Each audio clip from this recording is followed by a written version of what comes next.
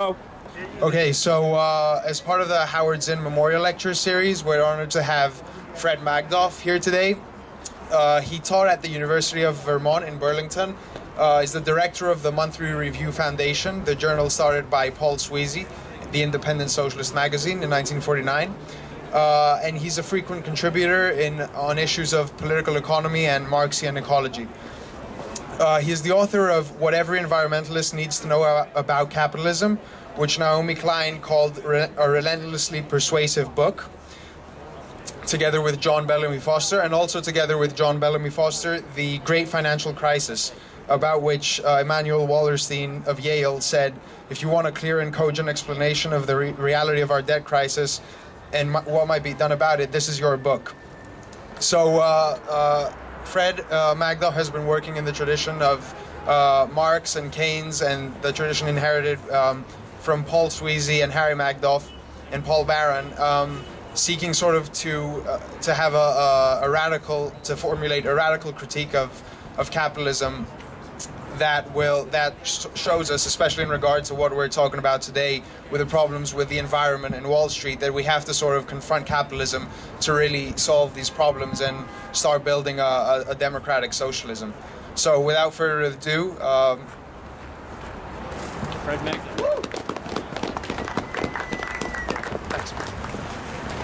Well, it's certainly a pleasure to be here. I was at Wall Street last Sunday, which was exciting. Yesterday I was at Occupy Burlington, which is just getting organized. They slept overnight. The first night was Friday night.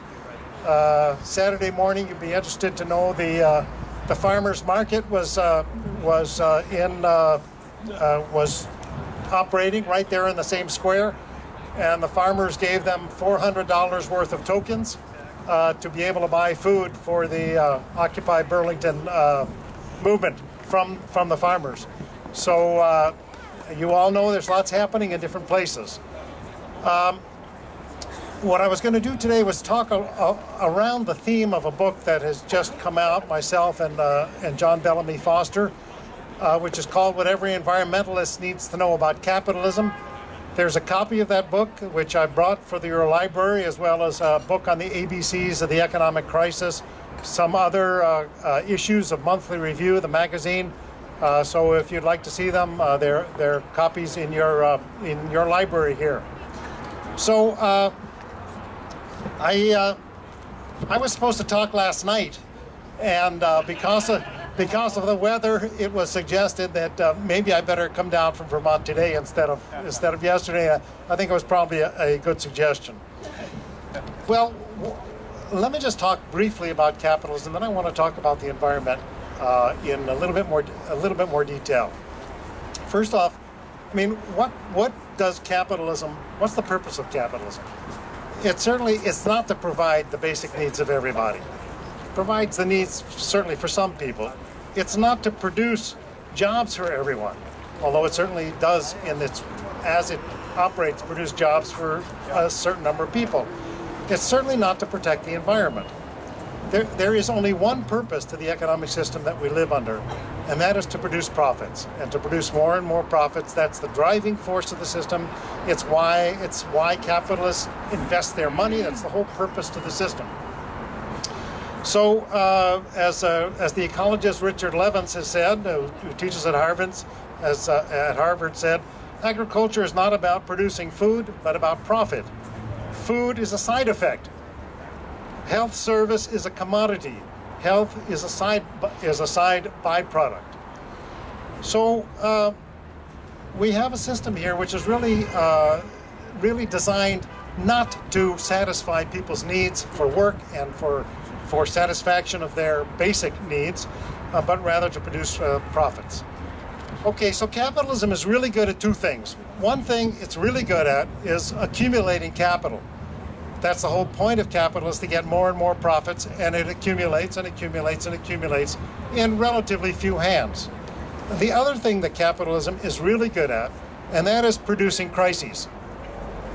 And we're now living through a number of crises at this point.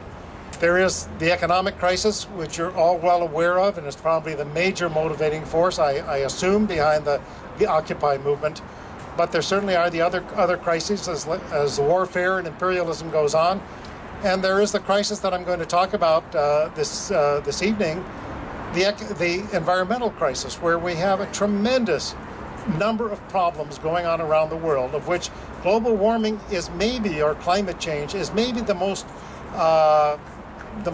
one that needs the most attention now, but it's certainly not the only one. Our water and air is being poisoned. We ourselves are being poisoned with food, with the water that we drink, with the air that we breathe in. There are many other environmental crises as well, the degradation of land and the acidification of the oceans, et cetera, et cetera. So we have with us a crisis which many people are aware of. And the book that I wrote with John Foster was really written with people who are concerned about the environment in mind. And there are some relatively sophisticated environmentalists who understand that there is a problem with this system. And they understand that there are two major problems. That this system keeps growing, except when it's in recession, but even now, by the way, it's growing. You know, the economy has been growing since June of 2009. Not fast enough to produce enough jobs to employ everybody, but it has been growing. But these people understand that as capitalism grows, as the system grows, it uses up renewable and non-renewable resources, and the renewable ones sometimes even faster than they can be replenished.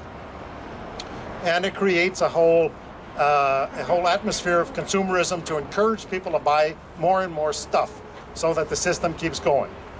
The other thing that they understand is that there are these side effects which are quite negative, and that is the environmental side effects as well as the social side effects to the system. So there are many environmentalists who understand this. But what they say is basically, and I'll come back to this in a few minutes, is that, we can tinker with the system. We can do this and we can do that, and we can have a green capitalism. But I maintain that really that is impossible, that there can be no such thing as green capitalism, because capitalism as a system has to grow. If it doesn't grow, it's in crisis. When we're growing at 1% or 2% as we are growing right now, this year, it's not growing fast enough to employ everybody, to create the jobs. We have fewer people working today than we had 10 years ago. And we have about 10 to 15 million more people of working age. And so we need that many more jobs in addition to the 14 million that are unemployed, et cetera, et cetera. So that we have a real problem. And if we were to grow at 3%, which is not all that great, we'd have a doubling of the economy in 24 years if it grew at 3% for 24 years. So it's a system that has to grow. It's impelled to grow. Individual capitalists have to grow, or they're going to get eaten up by some other guy down over here who's growing and is going to take their market share. So there really is an impulse for the individual to grow, individual capitalist, and there's an impulse for the whole system to grow. If it's not growing, we have problems with employment. If it is growing, we have problems with the environment. And so it's more and more. Not that we don't have problems with the environment even when it's not growing. So this is a system which really has no way of solving these problems. The damages that occur, some economists refer to these, you'll hear this, as externalities. They say, well, the pollution of the air, that's an externality. They mean that's something that happens during a business practice, production, let's say, that is not paid for. And they don't account for it in any way. So it's external to the company. All right, everybody with me on that? But I would say that these really are internalities in the sense that they are internal to the workings of the system. The companies don't pay for them, so who pays for them? The environment pays for them, and we pay for them with dirty air, dirty water, dirty soil, etc. So that these are really part of the way the system functions, is not to pay for the full costs. As I think it was David Harvey said, if capitalists were forced to pay for the full cost of everything they did, they would go bankrupt. And we use the example in the book of coal, which is the cheapest form of energy to produce electricity, cheaper than oil, than natural gas, than nuclear, etc. And coal, I've forgotten what it was like $5 per million BTU in the summer of 2010 to produce electricity. But that doesn't count for the destruction of the mountaintops. It doesn't count for the methane going into the atmosphere. It doesn't count for the workers who are killed. It doesn't count for the workers who get black lung disease later. It doesn't count for the mercury that goes into the ocean. So all of these costs are unpaid. They're not part of the system of accounting. So there are people who say, well, we can try to find a new soul for capitalism. We can try to change corporate charters. We can do all sorts of things. We can produce green products, and all you have to do is just buy more stuff. That's okay, as long as it's green stuff, then that's all right.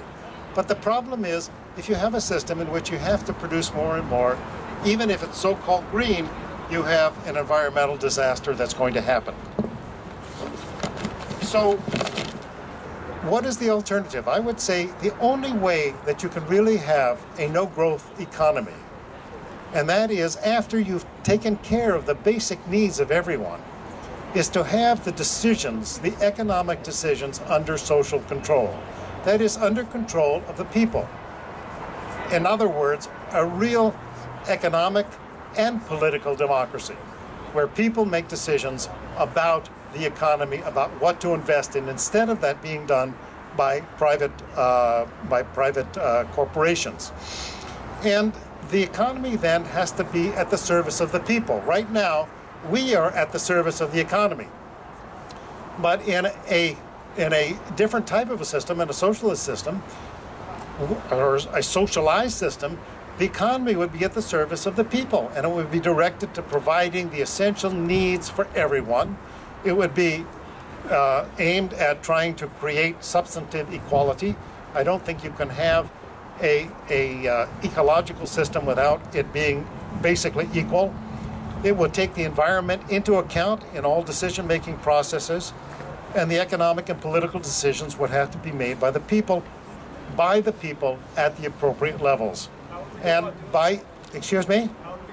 How do we go about doing that? Well, just let me give you an example in Venezuela. In Venezuela, you have community councils where the communities get together. These are like 300 to 400 families. Cities are divided up into communities, even rural areas are divided up into communities, and they make decisions about what they consider to be their highest priorities. They have a ranking system. Each community decides this. This is for infrastructure I'm talking about now. Do we need a new school? Do we need a new clinic? Do we need a paved road? Do we need to get water to our houses because we don't have running water, electricity, etc.? They rank them, and the government, that's all based on oil money, of course. That's where the government of Venezuela is getting its money.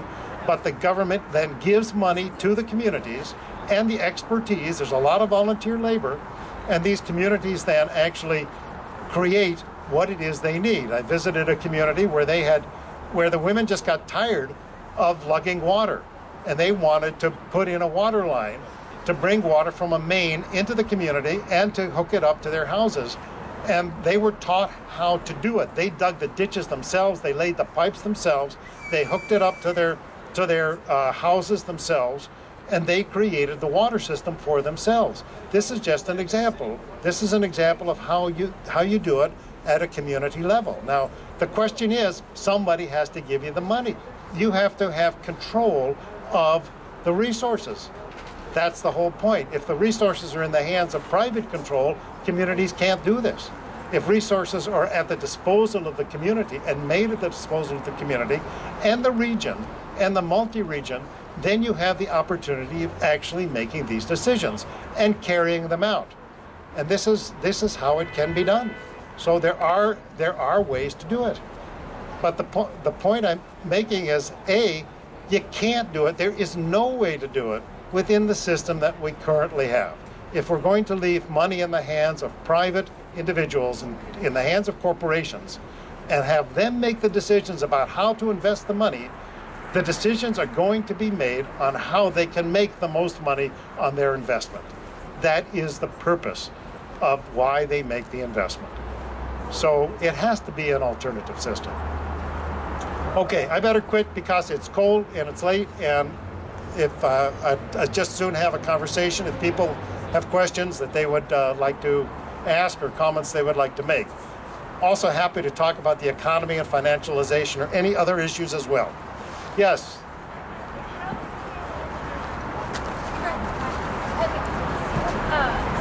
What about cooperative housing for homeless? How does that work in a social environment? About co-housing or cooperative housing for homeless? Yeah, I know. I think cooperative housing in general is a great idea. I mean, we should have a system where there are no homeless, where there's no such thing, where there are no hungry. Here we have, I've spent a good part of my professional career working in agriculture, okay, on soils and plants. So let me talk just about food in the United States. Here we produce more food than they know what to do with. And they want to export it and they want to process it and do this and do that to it. And yet we have 46 million people receiving food assistance. We have some quarter of our children in the United States living in households that are considered to be food insecure. Many of those households